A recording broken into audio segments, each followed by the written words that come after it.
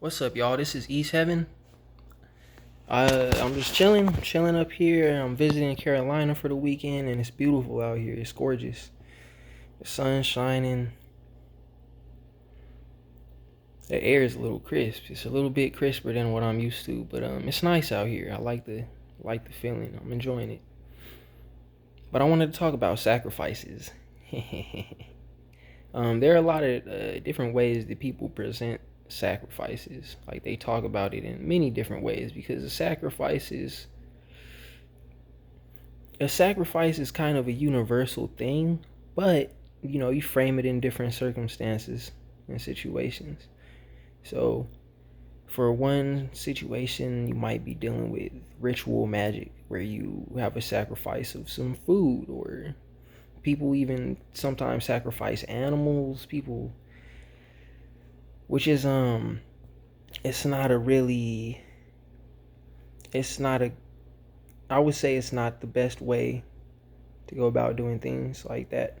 There are better ways because when you take a life, that comes back to you karmically.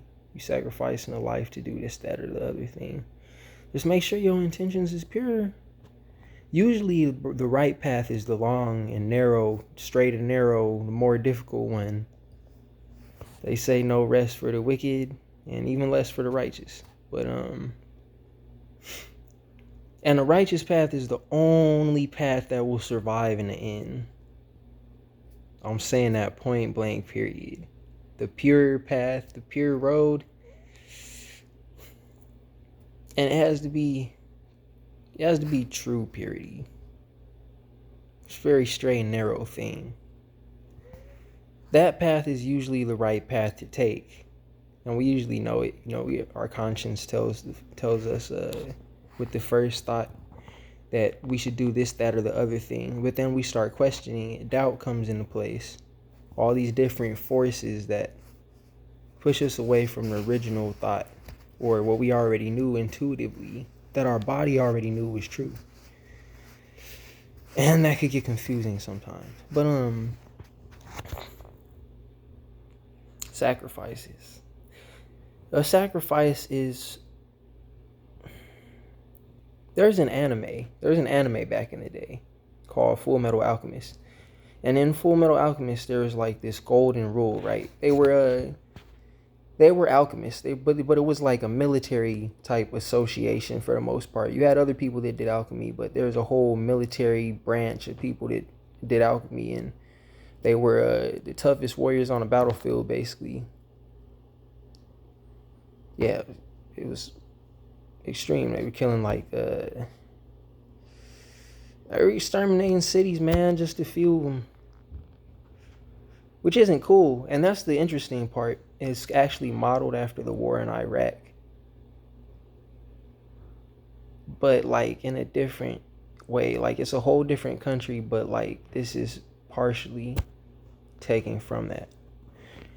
Um, but in the show, there's this golden rule for you to do alchemy. There's this rule called equivalent exchange. So you take some and you put it in, and then you bring something else out.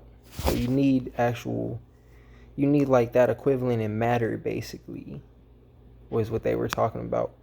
And matter comes in many different forms. We got lots and lots of dark matter too. You know, lots of thoughts, lots of emotions, lots of subtle energies. Most of the world is made up of subtle energies, actually, right? It's like the glacier. Example. How you only see the tip. You only really see the tip of the iceberg. And at the bottom, it's about 90%. 10% conscious, 90% subconscious. So basically, sacrifices, you put in something equal in order to get what you want. And that's you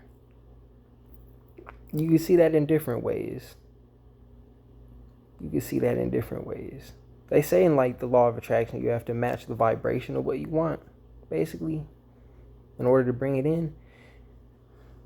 It's something like that. But it could come out in like abstract ways, basically. It could come out in abstract ways.